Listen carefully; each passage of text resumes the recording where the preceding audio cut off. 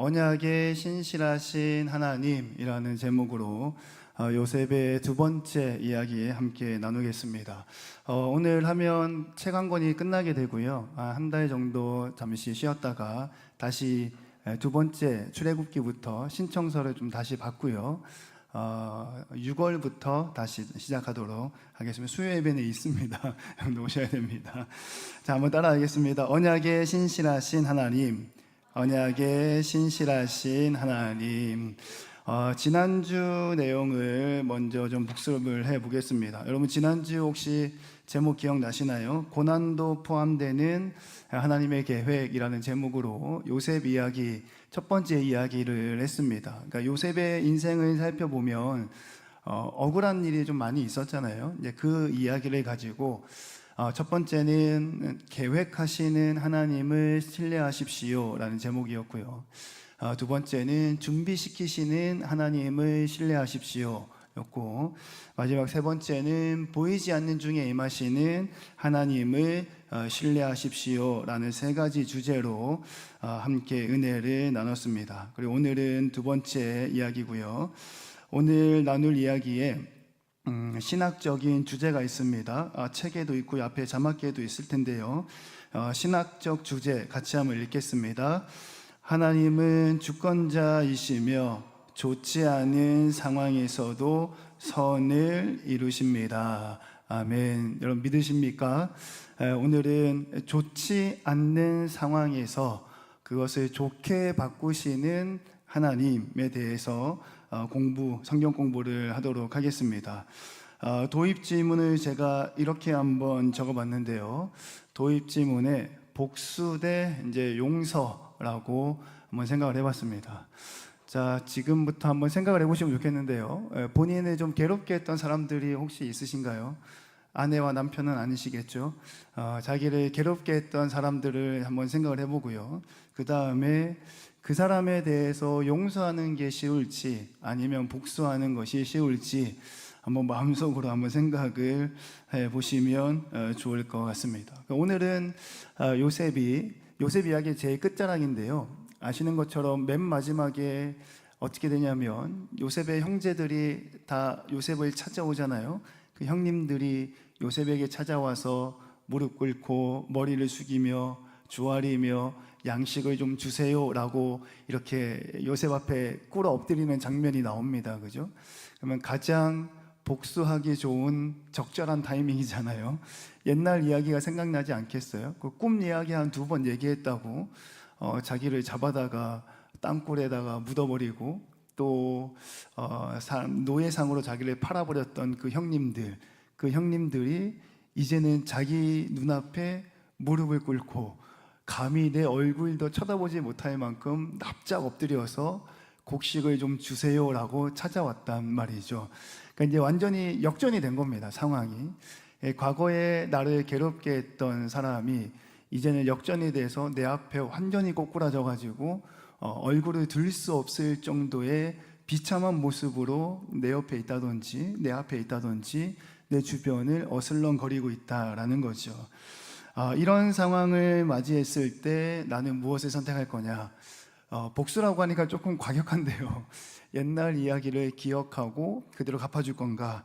아니면 용서할 건가? 라는 내용이 오늘 말씀의 주제가 될 것 같습니다. 첫 번째 140페이지에 이제 첫 번째 질문을 한번 보도록 하겠습니다. 140페이지의 첫 번째 질문에 무슨 내용이 나오냐면요. 복수에 관한 소설이나 영화 중에 좋아하는 것이 있습니까? 그 가운데 어떤 장면이 마음에 와 닿습니까? 라는 질문이 있습니다. 이제 서론을 여는 거죠. 아이스 브레이킹을 하는 겁니다. 혹시 근래나 옛날이나 영화 좋아하시는 분들은 영화 많이 보실 거잖아요. 또는 책 좋아하시는 분들은 또 책도 많이 읽으실 텐데 혹시 뭐 복수, 대갚아줌이라는 주제로 있었던 영화나 책 혹시 기억이 나시나요? 저는 이거를 준비하다 보니까 조금 기억이 나더라고요. 이게 한국 영화 중에 무슨 영화가 있냐면 여러분들 아실 겁니다. 올드보이라는 영화 혹시 기억나시나요? 조금은 폭력적이긴 영화이긴 한데요. 15년 동안 이유도 모른 채 감옥의 방에 갇혀 있다가 15년 만에 풀려나서 내가 왜 이렇게 됐는지를 찾아다니면서 복수했던 뭐 그런 영화의 줄거리입니다. 조금 이제 잔인한 장면도 좀 나왔던 걸로 기억을 하고 있어요. 그리고 영화의 끝에서 던지는 질문은 복수의 끝에는 무엇이 남는가라는 질문을 던졌던 내용이 인상적이었습니다. 그리고 읽었던 책 중에서는요, 좀 오래돼서 좀 흐릿한데요, 햄릿이라는 책이 있습니다. 셰익스피어의 햄릿이라는 책인데요, 자기의 아버지가 죽잖아요. 덴마크 왕자가 주인공이고, 아버지가 죽는데 알고 보니까 가족에 의해서 이렇게 살해를 당했던 그런 상황이었고, 그 아들 왕자 햄릿이 복수를 해야 할 것이냐 아니면 참아야 할 것이냐 사이에서 굉장히 갈등하는 내용을 잘 그리고 있습니다. 오늘 성경도 요셉의 뒷이야기를 할 건데요, 마찬가지입니다. 이전에는 이렇게 약자였죠. 형들에게 약자의 입장에서 구덩이에 던져지고 노예로 팔려가는 입장이었는데, 이제는 끝자락에 가서는 뭐가 됐냐면 약자가 아니라 이제는 위치가 바뀌었습니다. 형들이 약자가 됐고 요셉은 이제 그 위에 앉은 자가 되었는데, 이 상황 가운데에 요셉은 무엇을 선택을 할 것인가 라는 거죠. 오른쪽에 141페이지입니다. 141페이지에 위에서 7째 줄에 보시면 문제는 우리 자신이 라고 되어져 있는 부분이 보일 겁니다. 147페이지 위에서 7째 줄에 문제는 우리 자신이, 거기부터 한 달락만 같이 한번 읽어가겠습니다. 시작. 문제는 우리 자신이 직접 정의를 실현하려고 하고 하나님께 맡기지 않는 것입니다. 원한과 원망을 품는 이유는 하나님의 정의에 대한 믿음이 없고 우리가 하나님보다 더 잘 해낼 수 있다고 생각하기 때문입니다. 또한 우리가 당한 일이 하나님의 큰 계획의 일환이며 하나님이 이를 선하게 사용하실 수 있음을 신뢰하지 못하기 때문입니다. 라고 책에 기록이 되어져 있습니다. 그러니까 복수를 하는 사람의 심리, 갚아줌에 대한 신앙인의 태도를 어떻게 잘 설명을 하고 있냐면, 뭔가 불합리한 일을 당했으면 그거 좀 가만히 있기가 좀 어렵잖아요. 공의의 하나님이시고 사랑의 하나님이시니까 잘한 일에 대해서는 응당 상을 주셔야 되는 거고, 잘못한 일에 대해서는 응당 벌을 주시는 게 맞지 않을까요? 그렇죠? 인간관계 안에서 내가 잘못한 것이 없는데 내가 해를 입었으면 여기에 대한 보상이 있어야 되는 거고, 저 사람이 나쁜 짓을 했으면 거기에 대한 보상이 있는 것이 사랑의 하나님, 공의의 하나님의 성품에 맞는 거다라는 거죠. 근데 여기까지는 모든 그리스도인들이 다 공감하는 부분입니다. 잘한 거에 대해서는 상을 받고 또 못한 거에 대해서는 약간의 벌을 받는 것이 공의의 하나님에 대한, 또 사랑의 하나님에 대한 모두가 공감하는 부분이죠. 근데 이제 책에서 하는 얘기는 무엇이냐면, 그 상과 벌을 누가 줄 것인가에 대한 질문에 그리스도인들의 대답이 다 다르다라는 데 있다라는 거예요. 그러니까 우리가 처음에 복수할 것이냐 용서할 것이냐 했을 때, 우리 사실 개인의 경험담을 조금 들춰봐도요, 복수라고 해서 굉장히 큰 것처럼 느껴지지만, 이렇게 우리에게 별로 좋지 못한 감정을 갖고 있는 사람들에게 뭔가 이렇게 대꾸했던, 복수했던 장면들을 아마 생각이 나실 거라고 생각을 합니다. 근데 문제는 뭐냐면 내가 한다라는 데 있다라는 거예요. 하나님께 맡기지 않고 내가 거기에 대해서 시비를 가리고, 시비가 가려진 다음에 내가 거기에 걸맞는 응당한 상과 벌을 내린다. 그 행위의 주체가 누구냐면 나한테 있다라는 거죠. 그래서 모든 그리스도인들이 복수라는 개념에 있어서는 무엇이 다르냐? 하나님이 하셔야 되는 일을 하나님께 맡기지 않고 그 일을 내가 하는 데 있으면 그것이 이제 복수다라고 보고 있는 거예요. 그리고 또 뭐라고 얘기하냐면 우리가 당한 또 어려운 일들이 있잖아요. 그 어려운 일이 하나님의 크신 계획의 일부분이다라는 것을 신뢰하지 못하고 믿지 못하기 때문에 거기에 대해서는 반드시 대가를 치러야 한다라는 생각을 가지고 있다라는 거죠. 자, 여러분들은 어떠세요? 가정이나 또는 신앙생활의 사랑방이나 기관 안에서 일어나는 여러 가지 불편한 일들이 한두 가지 정도는 있을 수 있을 거라고 봅니다. 뭔가 눈에 거슬리는 일들이 생길 수도 있죠. 그때 어떤 마음이 드세요? 내가 나서서 저거는 질책하고, 내가 나서서 저것은 칭찬하고, 내가 나서서 시비를 가린 다음에 교통 정리를 해줘야겠고 라고 하는 마음이 크신가요? 아니면 이 모든 것들이 우리 교회를 향한 하나님의 신묘막측한 계획 안의 일부분이요, 내가 해야 할 일은 그 하나님의 뜻을 찾아가는 데 있어서 더 기도하는 데 있다라고 생각을 하시는지요? 그리고 또 그 생각대로 행동을 하고 계신가요? 라는 질문이죠. 자, 방금 읽었던 문단 또 밑에 두 번째 문단이 있습니다.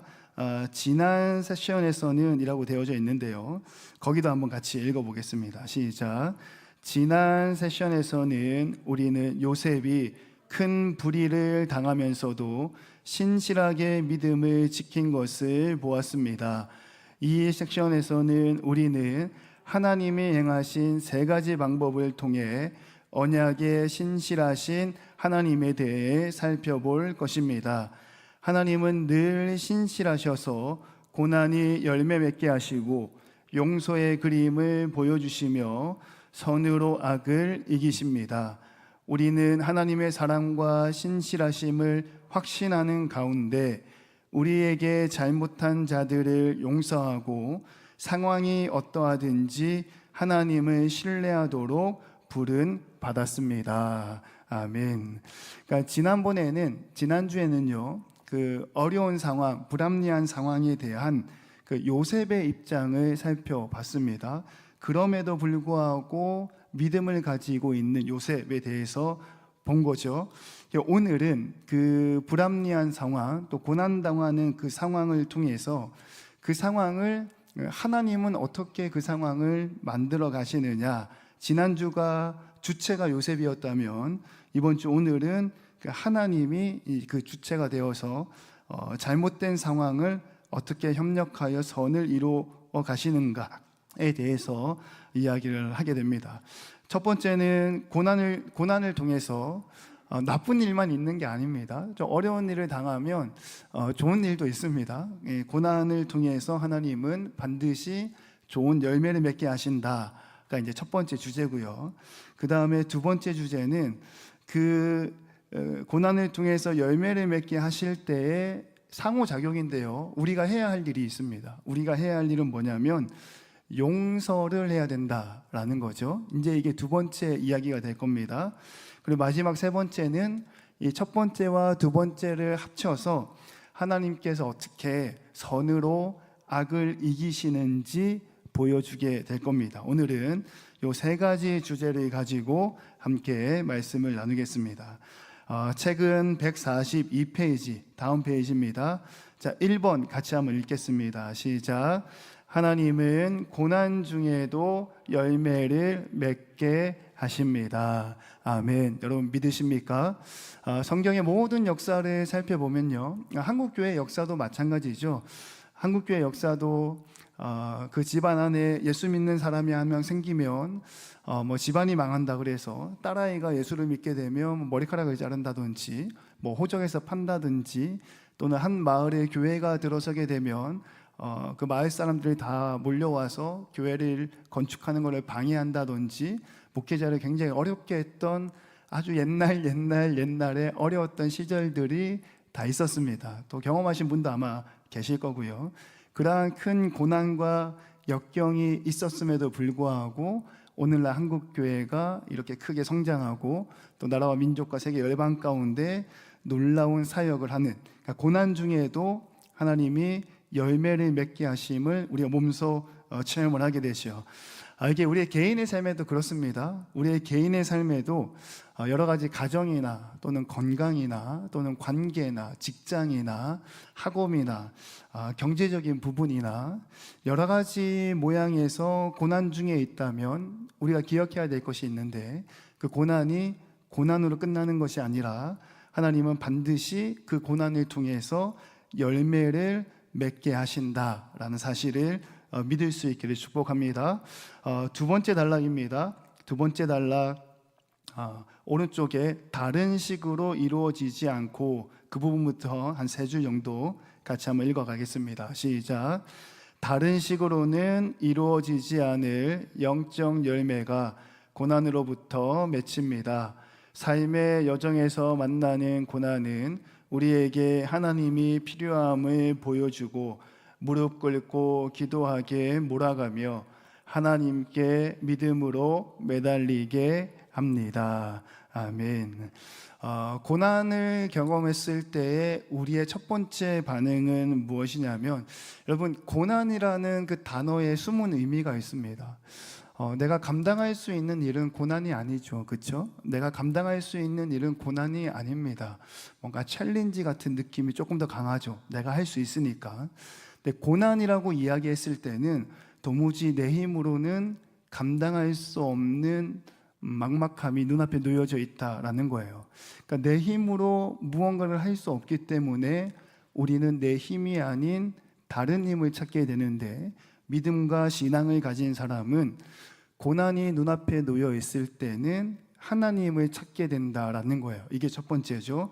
그리고 하나님을 찾으면서 우리가 하는 행동은 무엇이냐면 무릎 꿇고 기도하게 된다라는 거죠. 그리고 한 번 기도하는 것으로 그치는 게 아닙니다. 많이 경험해 보시고 여기까지 오셨겠지만, 한 번 무릎 꿇고 기도하는 것이 아니라 문제가 해결될 때까지 매달리고 또 매달리는 모습을 우리가 보게 되는 거죠. 아마 여기 계신 분들, 성도님들도 많은 그러한 경험들이 있는 줄로 압니다. 그래서 첫 번째 질문이 뭐냐면, 나를 더 나은 그리스도의 제자, 배우자, 부모, 친구가 되게 해준 어려움에는 어떤 것들이 있습니까? 라는 제목이죠. 문제죠. 질문이죠. 이 질문의 내용은 뭐냐면, 내가 인생 가운데 뭔가 어려운 일을 만났는데 그 어려운 일들을 잘 해결해 나가는 과정을 통해서 내 믿음과 인격과 성품이 조금 더 성장되어져 갔다라는 건데, 혹시 그러한 경험들이 있으십니까? 라는 내용의 질문입니다. 여기서 뭐 다 같이 나누기에는 좀 어렵겠지만 아마 마음속으로 한두 가지 정도는 그러한 내용들을 가지고 있지 않을까 하는 생각을 합니다. 지난주와 마찬가지로 오늘도 제 이야기를 조금 하면서 진행을 해 보겠습니다. 지난주에 얘기한 것처럼 그 지하 자취방에서 이제 생활하고 있었는데요. 아마 그 벌레가 나왔던 그 자취방이 맞을 겁니다. 제 기억이 분명하다면. 거기서 이제 자취 생활을 하고 있는데요. 어느 날 토요일이었던 것 같아요. 금요일인가 토요일 날 오전에, 학교 가지 않고 쉬는 날 오전에 좀 늦잠을 자고 좀 쉬고 있는데, 바깥에서 누가 문을 똑똑똑, 벨이 없었어요. 그러니까 노크하는 소리가 들려서 옆에 계신 분이, 옆에 집이 한 동 더 있었거든요. 바로 옆에. 누가 찾아오셨나 하고 누구세요 하고 했는데도 뭐 별 말씀이 없는 거예요. 그래서 누구세요 하고 문을 열고 딱 나갔는데 여자 두 분이 이렇게 딱 서 계셨어요. 여자 두 분이 딱 서 계시면서 저를 딱 보시면서 굉장히 환하게 미소를 지으시면서 뭐라고 얘기하시냐면, 혹시 하나님 어머님에 대해서 알고 계신가요? 제가 하나님 어머니에 대해서 좀 설명을 드리고 싶습니다. 이렇게 하고 찾아온 거죠. 그러니까 이단 사이비 종교가 이제 집집마다 방문하면서 찾아온 거예요. 하필 이제 신학생이 자취하는 집을 찾아왔죠. 찾아와서 문을 열어줬더니 뭐 하나님 어머니에 대해서 알고 계시냐, 뭐 이렇게 말문이 튀었습니다. 또 제가 신학생이잖아요. 그때는 또 20대 중후반이었으니까 얼마나 또 이렇게 적극적이었겠어요? 무슨 얘기 하나 들어보고 싶어서 하나부터 열까지 다 들었습니다. 그리고 하나부터 열까지 다 따박따박 꼬박꼬박 나름대로의 제가 대꾸를 안 했겠습니까? 그죠?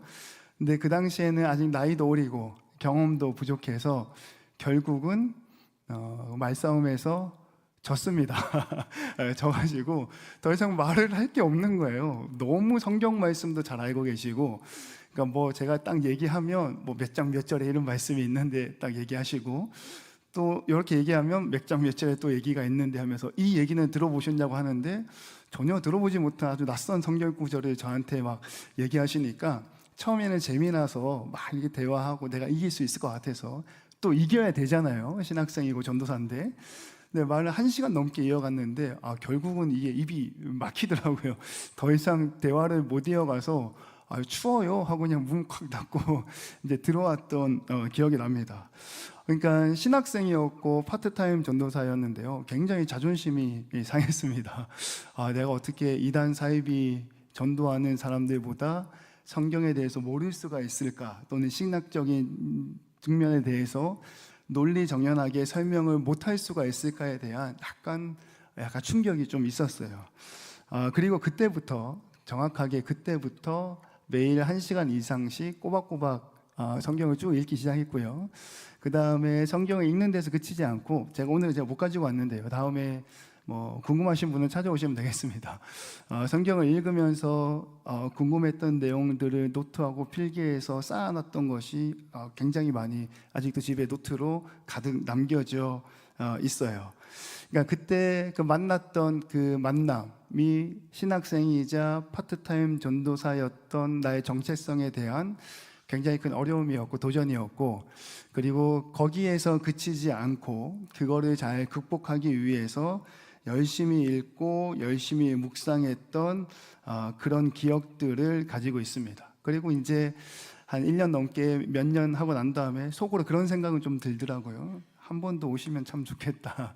이제는 만나서 얘기할 수 있을 것 같은데, 네, 안 오시더라고요.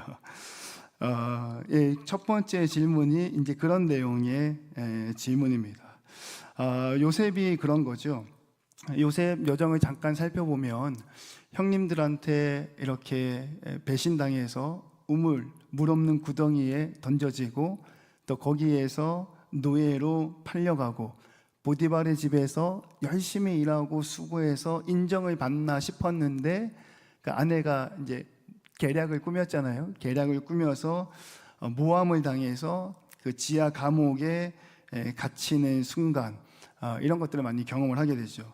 그리고 난 다음에 지하 감옥에 갇혔으나 그 안에서 또 두 사람을 만나잖아요. 술 맡은 관원장하고 떡 굽는 관원장을 맡아서 떡 굽는 관원장과 술 맡은 관원장의 그 꿈을 잘 해석해줘서 꿈이 맞아떨어져서 술 맡은 사람은 복직이 되고, 복직이 됐을 때 요셉이 뭐라 그랬냐면, 왕으로 나아가서 복직이 되면 나를 좀 기억하고 나를 이 감옥에서 좀 꺼내다오, 이렇게 얘기했는데 성경 말씀은 잊었더라, 이렇게 말씀이 기록되거든요. 그리고 한 1, 2년 뒤에 비로소 요셉이 왕 앞에 서게 되고 애굽의 2인자로 총리가 되는 모습이 말씀에 그려집니다.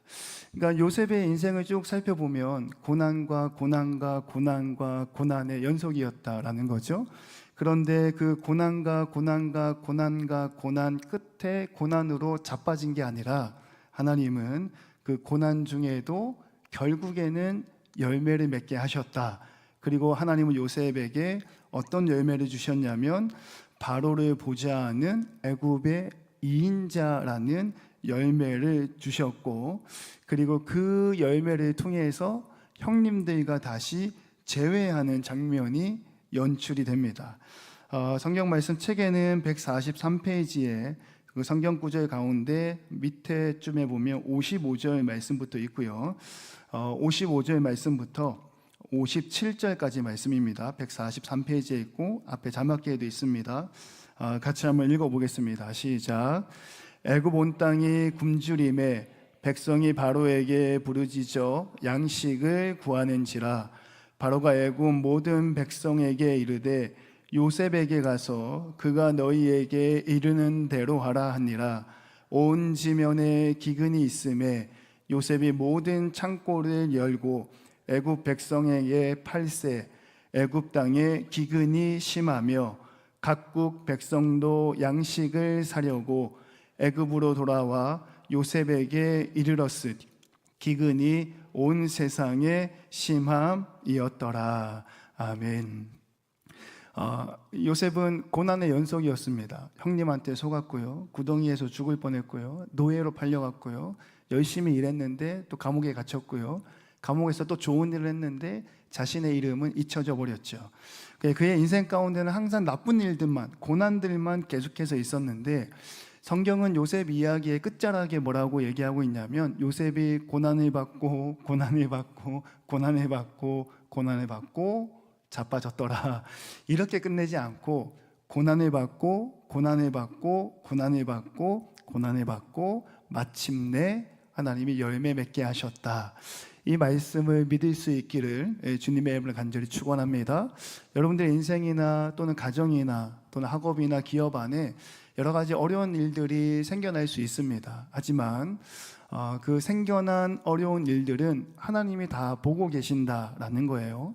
그리고 고난으로 인해서 심히 괴로우나 그 마지막에는 반드시 하나님께서 우리 가정에, 또 여러분의 기업에, 학업과 꿈과 미래에 열매 맺게 하실 줄로 믿을 수 있기를 주님의 이름으로 축복합니다.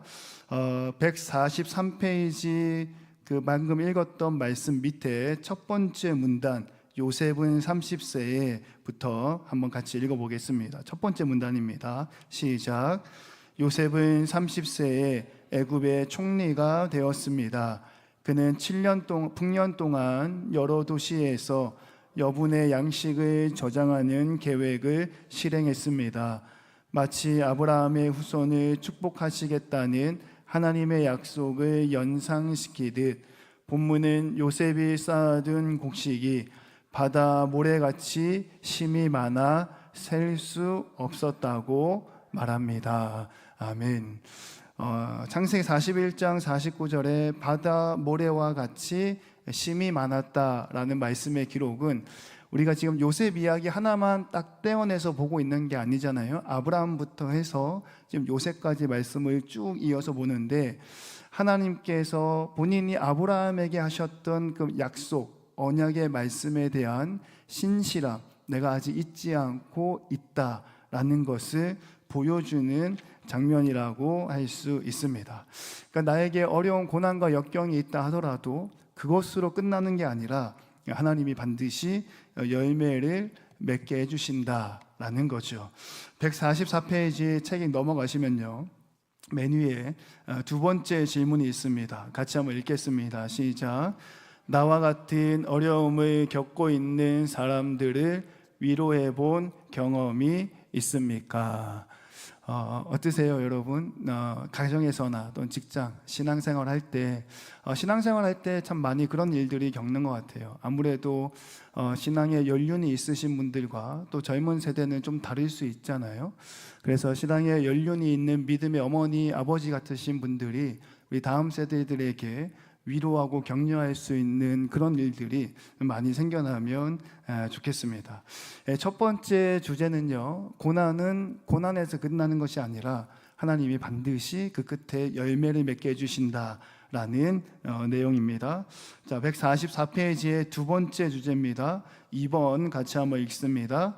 하나님은 용서의 그림을 보여주십니다. 아멘. 첫 번째 문단 그 밑에 한번 같이 읽겠습니다. 많은 사람이 복수를 주제로 한 소설이나 영화를 좋아합니다. 그러나 우리가 따르는 왕은 원수를 사랑하고 우리를 박해하는 자들을 위해 기도하고 우리에게 잘못한 사람들을 용서하라고 명령하십니다. 왕이신 예수님은 원한을 품지 않는 문화를 창출하십니다. 그는 악이 선을 위해 사용되고 용서가 구원으로 이어지는 더 크고 더 좋은 계획을 우리에게 보여주십니다. 주십니다. 아멘. 고난에 관련돼서 이제 두 번째, 실제적으로 그러면 우리는 어떤 역할을 해야 되느냐? 그러니까 하나님은 고난과 고난의 끝에 열매를 창출해 내시는데, 어쨌든 하나님이 고난 당하시는 건 아니잖아요. 하나님이 고난 당하시는 게 아니라 내가 실존적으로 육신이 아프고 마음이 불편하고 영적인 상태가 다운되고 교회 오기 싫고 뭔가 만사가 귀찮아지고 하는 어려움을 당한다라는 거죠. 그렇다면 나는 어떤 일을 해야 하는가라는 것이 이 두 번째 주제에서 나오는 건데요. 두 번째 제목에서 아주 명확하게 잘 나오죠. 뭐라고 얘기하고 있냐면 용서하라라고 이렇게 말씀에 기록되고 있어요. 우리 양옆에 있는 분 손 좀 잡아주시고 또 눈도 바라보시면서 이렇게 한번 인사하면 좋겠는데요. 원수라 그러면 좀 그런가요? 내가 당신을 용서하겠습니다. 한번 인사하면 좋겠습니다. 시작. 내가 당신을 용서하겠습니다. 물론 옆에 있는 분이 잘못했다는 얘기가 아닙니다. 그냥 신앙의 언어로 이렇게 얘기하는 거니까요. 다시 한번 또 뒤에 있는 분 눈을 또 바라보시면서 용서하고 사랑하겠습니다. 한번 인사하겠습니다. 시작. 용서하고 사랑하겠습니다. 아멘. 요셉 이야기를 통해서 우리에게 실존적으로 다가오는 내용은 뭐냐면 용서라는 단어예요. 여러분, 시절이 가면 갈수록 빠르게 변해가면서 참 이 용서라는 단어가 얼마나 약함의 본질인가를 드러내는 것들로 오해받고 있어요. 다침방이라는 책 혹시 아시나요? 아마 이렇게 얘기하면 더 잘 아실 것 같은데요. 타인은 지옥이다라는 그 타이틀로 연극도 개봉을 했었는데요. 그 사르트르가 쓴 책 그 안에 나오는 마지막 문구가 타인은 나에게 지옥이다. 상대방 자체가 나에게 지옥이라는 거예요. 왜냐하면 철천지 원수지간이니까. 그래서 지옥은 저 아래에 불구덩이에 있는 게 아니라 원수 같은 사람 한 4사람을 한 방에 가둬놓고 문도 없고 창문도 없는 데다가 하루 종일 가둬놓으면 거기가 뭐라고요? 이제 거기가 지옥이다. 이제 뭐 이런 인간관계에 대해서 이렇게 설명을 하고 있는 책이었어요. 그러니까 그만큼 나에게 해코지하거나 나에게 불편을 준 사람을 이해하고 용서하고 사랑하는 것이 굉장히 어렵다라는 것을 반증하게 되는 거죠. 그래서 이번 주제는 그냥 정답이 먼저 나오는 겁니다. 나를 불편하게 한 사람이 있으면 용서하세요, 그 얘기고요. 그래서 그 밑에 질문이 아주 실전적으로 우리에게 던지고 있어요. 첫 번째 질문이 뭐냐면 내게 잘못한 사람을 용서하기 어려운 이유가 무엇입니까? 라는 질문이에요. 다시 한번 우리 마음 가운데 좀 불편한 사람들이 혹 있을 수 있습니다. 혹 있을 수 있는데요. 교회가 될 수도 있고 직장이 될 수도 있겠죠. 가정이 될 수도 있을 겁니다. 내게 잘못한 사람을 그 사람을 용서하기가 어려운 이유가 무엇입니까? 라는 질문인데 여러분들은 어떠세요? 왜 용서가 그렇게 어려우신가요? 준비하다 보니까 그런 내용이 있더라고요. 뭐 이유가 어디 있어요? 그냥 사람이 싫은데 그냥 다 싫은 거죠. 뭐 이런 얘기도 있고 왜 그 사람을 사랑합니까?도 마찬가지로 뭐 이유가 어디 있습니까? 그냥 좋은데요. 뭐 이런 이야기 본 것 같아요. 그냥 이것도 이제 서로 나눠야 되는데 지금 그러기가 좀 어려우니까 제 이야기를 하면서 쭉 넘어가 보도록 하겠습니다. 제가 나에게 잘못한 사람이 있을 때 진짜 그렇다는 거 아닙니다. 지금 그 사람이 있다는 거 예를 들어서 하는 얘기니까 오해하지 마시고 용서하기 어려운 이유가 무엇입니까? 그랬을 때 적어도 저는 어떤 생각이 딱 떠올랐냐면 그 사람이 잘못했다라기보다는 뭐 잘못할 수 있죠. 그 사람은 연약하니까. 근데 저는 굉장히 제 중심적인 성향이 강하더라고요. 그 사람이 잘못했기 때문에 용서가 힘든 게 아니라 내가 잘못이 없는데 내가 어려운 일을 당하는 거에 좀 마음이 불편하더라고요. 그러니까 사람은 누구나가 다 실수할 수 있고 잘못할 수 있는데 나는 그렇게 생각하는 거죠. 굉장히 교만함. 지금 제가 그렇다고 오해를 하시면 절대 안 됩니다. 예를 들어서 하는 이야기입니다.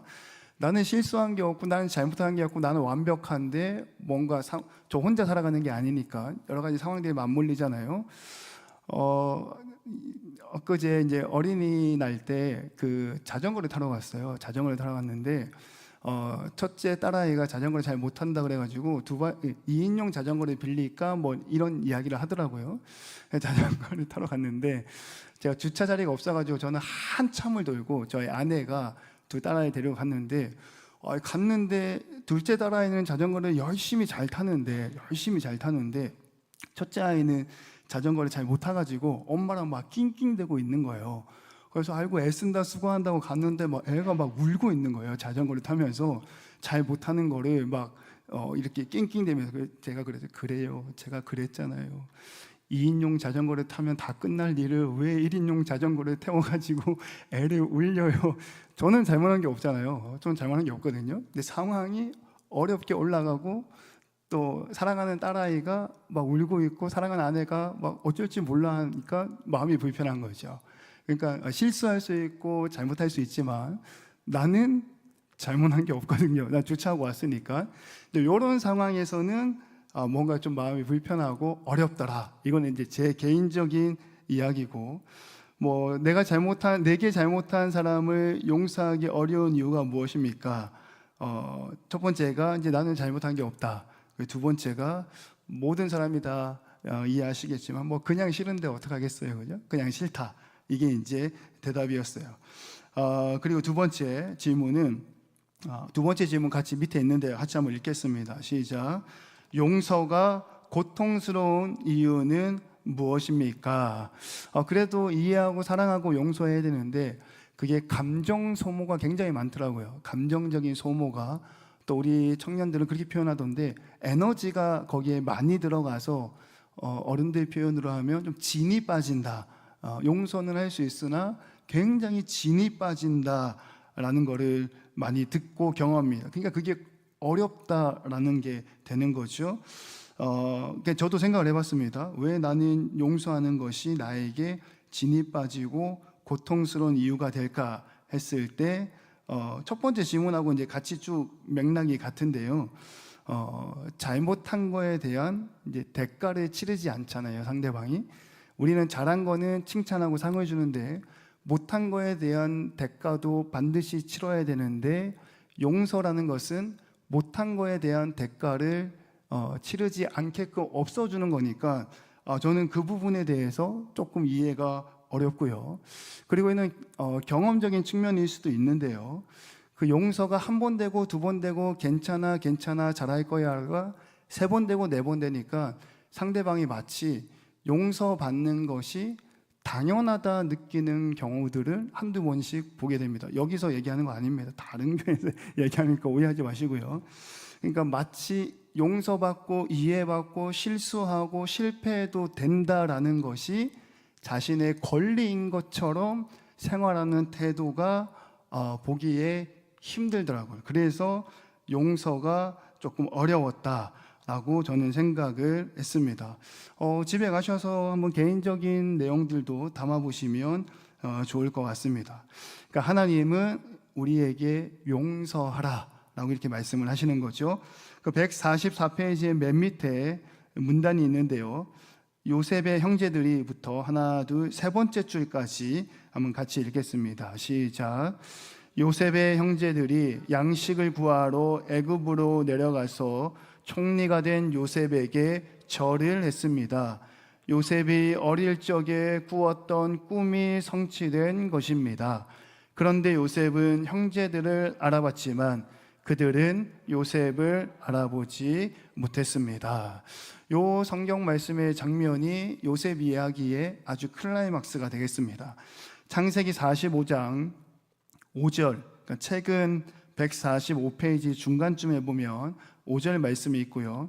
그 다음에 7절, 8절 요 세 구절을 같이 한번 읽어보겠습니다. 시작. 당신들이 나를 이곳에 팔았다고 해서 근심하지 마소서, 한탄하지 마소서. 하나님이 생명을 구원하시려고 나를 당신들보다 먼저 보내셨나이다. 하나님이 큰 구원으로 당신들의 생명을 보존하시고 당신들의 후손을 세상에 두시려고 나를 당신들보다 먼저 보내셨나니 그런즉 나를 이리로 보낸 이는 당신들이 아니요 하나님이시라. 하나님이 나를 바로에게 아버지로 삼으시고 그 온 집의 주로 삼으시며 애굽 온 땅의 통치자로 삼으셨나이다. 아멘. 형님하고 이제 딱 마주했습니다. 아까 제가 서두에 말씀드린 것처럼 위치가 이제 완전히 바뀌어 버렸죠. 이전에는 요셉의 약자, 을의 관계에 있었고 형들이 갑이었기 때문에 구덩이에도 던져지고 노예로 팔려가는 이제 모진 고난을 당했는데, 시간이 흘러가지고 이제 위치가 바뀌었어요. 이제 요셉은 애굽의 인재가 돼서 높은 자리에 앉아 있고, 형님들은 그 동생에게 와서 동생의 얼굴을 확인조차 할 수 없을 정도로 바짝 엎드리고 머리를 이마를 땅에 대고 감히 눈을 들 수 없는 위치가 완전히 바뀌어져 버린 상황을 딱 마주했다라는 거죠. 그리고 그 상황에서 우리는 고민을 한번 하게 되죠. 용서할 것이냐 아니면 갚아줄 것이냐라는 질문이 머릿속을 지나간다라는 거예요. 근데 요셉 이야기를 통해서 하나님이 우리에게 하시는 말씀은 뭐냐면, 요셉은 그 순간에 그런 찰나의 고민도 하지 않고 형님들을 용서했는데, 그 원인이 어디 있냐면 5절 말씀에 제가 다시 한번 읽겠습니다. 당신들이 나를 이곳에 팔았다고 해서 근심하지 마소서, 한탄하지 마소서. 하나님이 생명을 구원하시려고 나를 당신들보다 먼저 보내셨나이다. 아멘. 그러니까 요셉은 어떻게 생각했냐면, 형님이 나를 판 게 아니라 하나님이 나를 보내셨다라고, 그 요셉의 시선은 하나님께 있었다라는 거예요. 그래서 146페이지 넘겨보시면요, 제일 위에 문단에 요셉의 형들을 해서 나오는데요, 그 두 줄만 같이 한번 읽어보겠습니다. 두 줄입니다. 시작.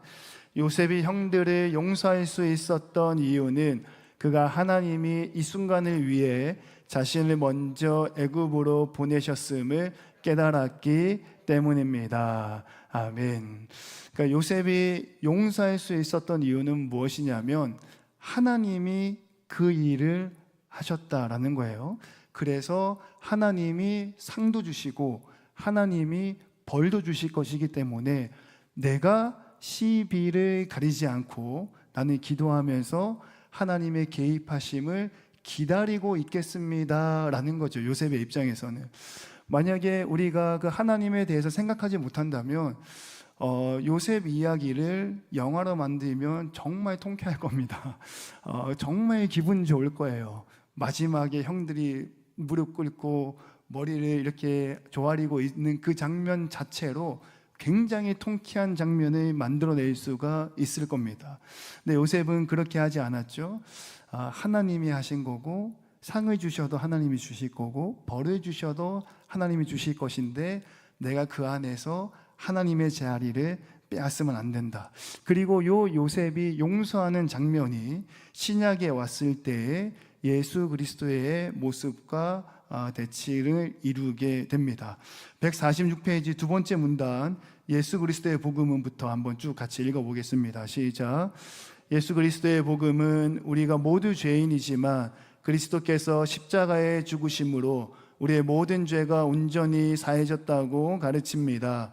그리스도께서 죄를 사해 주신 것은 우리가 우리에게 죄 지은 자들을 용서할 수 있는 원동력이 됩니다. 용서하기를 거부하는 것은 단순한 불순종이 아니라 불신입니다. 원한을 품는 것은 그리스도의 십자가가 당신의 죄를 용서하기에 충분하지만 당신에게 잘못한 다른 사람을 용서할 만큼은 아니라는 불신앙입니다. 우리는 참으로 큰 용서를 받았습니다. 그러니 마땅히 우리도 용서를 베풀 수 있어야 합니다. 아멘. 맨 마지막 문장, 우리는 참으로 큰 용서를 받았습니다. 그러니 마땅히 우리도 용서를 베풀 수 있어야 합니다 라는 부분에 밑줄을 한번 그어보시면 좋겠습니다. 첫 번째 질문입니다. 이어지는 질문에 원한을 품는 것과 복음은 어떻게 상반이 됩니까? 대치가 됩니까? 좀 어렵지 않죠. 원한을 품게 되면 복수하게 될 거고요. 복음을 품게 되면 용서하게 될 겁니다. 그 다음 질문은 복음을 묵상하는 것이 어떻게 다른 사람에게 대해 인내하고 용서하게 합니까? 라는 질문인데요. 이 질문은 참 우리 신앙의 근본적인 허를 찌르고 있는 것 같아요. 여러분, 누군가가 용서되지 않는다면 여러분 가운데 복음이 없는 겁니다. 누군가가 자꾸 미워진다면 여러분들 마음 가운데 십자가가 세워져 있지 않다는 겁니다.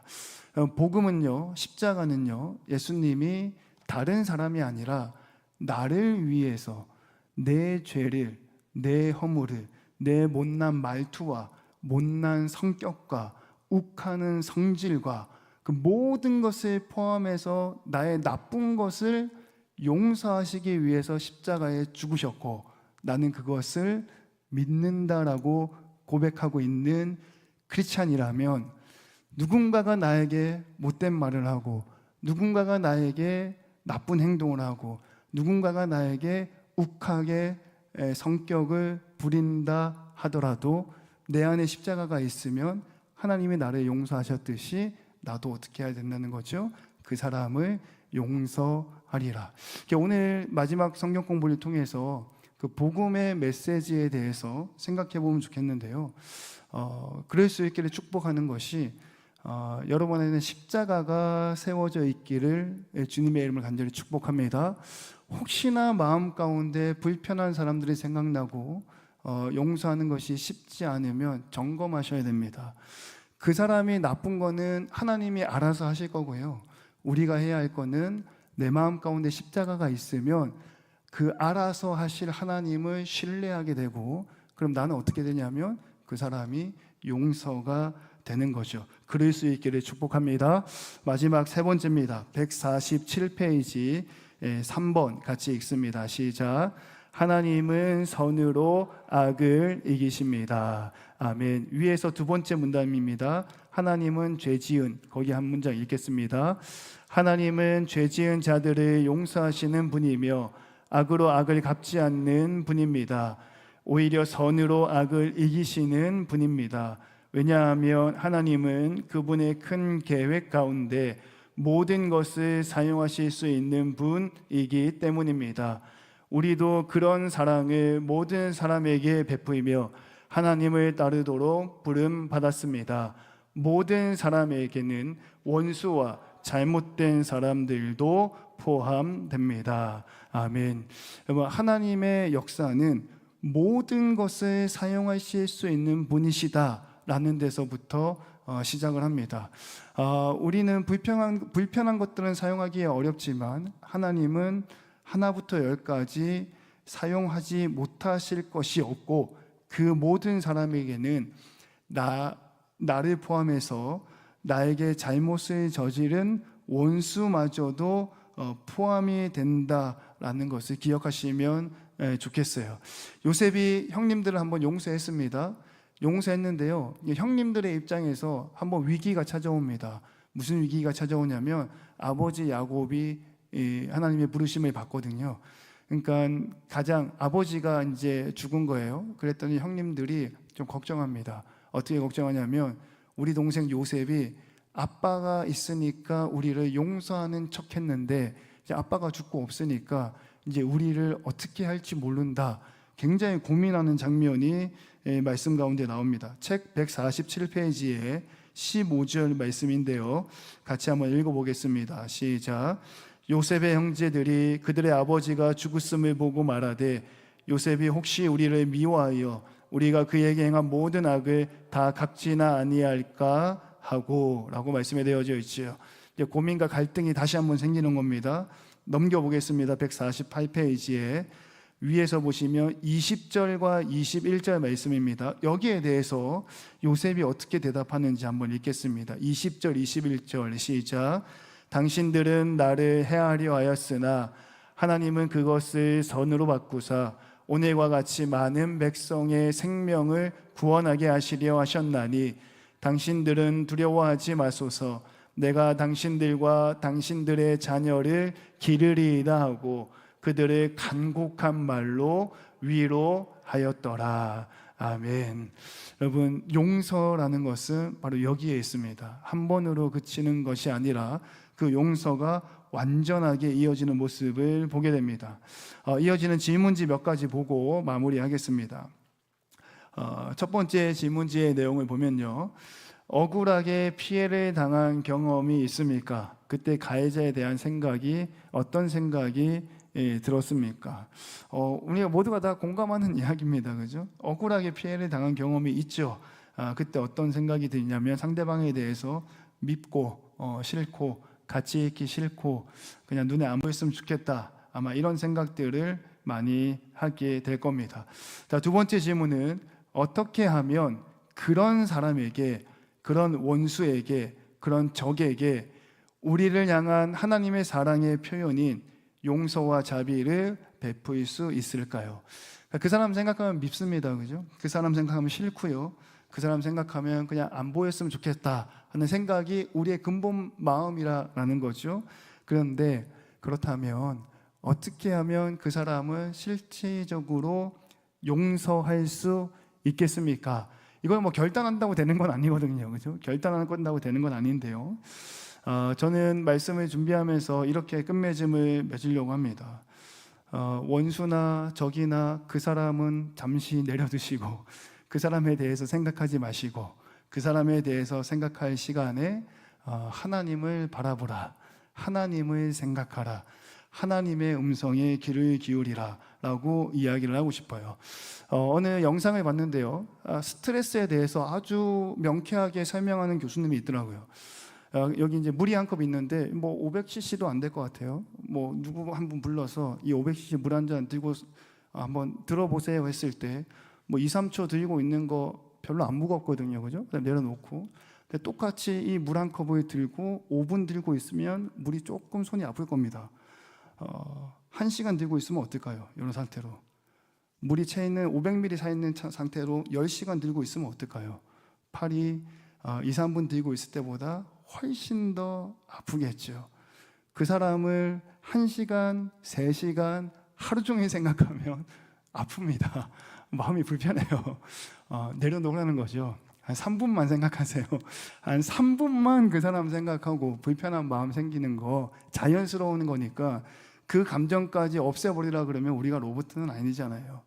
물컵을 한 3분만 들고 있으면 됩니다. 나머지 2시간, 10시간 꼭 들으셔야겠다면 하나님을 바라보시는데 시간을 쏟으시면 나에게 그렇게 어렵게 했던 사람을 우리가 성경 공부하면서 결론이 용서하라는데 그 용서할 수 있는 실제적인 방법이 될 수 있을 것이다 라고 같이 공유를 하고 싶습니다. 149페이지의 마지막 질문입니다. 복음은 나의 삶에 일어난 나쁜 일들을 어떤 관점으로 보게 해 줍니까? 아까 제가 제 이야기를 했으니까 제 이야기로 마무리하겠습니다. 아까 제가 이제 스트레스 받는 부분들, 이렇게 약간 불편한 부분들이 뭐였냐면, 나는 잘못한 게 없는데 일어나는 불평등한 일에 대해서 어려움을 겪는다라는 이야기를 한번 한 적이 있죠. 그러나 복음이 내 인생 가운데, 십자가가 내 마음 가운데 세워지고 난 뒤에 생각이 어떻게 바뀌냐면 나쁜 일에도 다 이유가 있다라는 거예요. 우리가 운전하시는 분들은 많이 경험을 하게 될 겁니다. 자동차로 운전을 하고 있을 때 나는 차선을 잘 지키고 신호를 잘 지키고 속도를 잘 지킨다고 해서 사고가 안 나는 거 아니잖아요. 그죠? 갑자기 끼어들거나 급한 상황이 생기면 무슨 일이라도 일어날 수밖에 없다라는 거죠. 복음이 나의 삶 가운데 충만하게 되면 첫 번째로 나쁜 일도 일어날 수 있다라는 생각을 가지게 되고, 두 번째는 뭐냐면 아까 하나님은 모든 것을 사용해서 선을 이루어 가신다라고 그랬잖아요. 하나님께서 그 나쁜 일도 사용해서 협력하여 선을 이루어 가신다라는 믿음과 신앙이 생기게 됩니다. 자, 결론입니다. 150페이지 결론 부분 읽고 마치겠습니다. 결론 같이 한번 읽어보겠습니다. 책은 150페이지입니다. 시작. 불의를 당하면서도 어떻게 하나님의 계획이 더 나음을 신뢰하고 용서할 수 있을까요? 해결책은 예수 그리스도의 복음입니다. 성경은 예수님이 욕을 당하시되 맞대어 욕하지 아니하시고 고난을 당하시되 위협하지 아니하시고 오직 공의로 심판하시는 이에게 부탁하셨다고 전합니다. 원수를 용서하는 능력은 하나님의 정의와 자비를 신뢰하는 데서 나옵니다. 갈보리 언덕에는 정의와 자비가 임했습니다. 아멘. 하나님의 정의와 자비를 신뢰할 수 있기를 축복합니다. 마지막 한 문장 읽고 정리하겠습니다. 마지막 한 문장입니다. 시작. 우리의 나쁜 상황에서도 하나님은 선을 이루십니다. 이러한 말씀의 은혜가 저와 여러분에게 함께 하시기를 주님의 이름으로 축원합니다. 기도하겠습니다.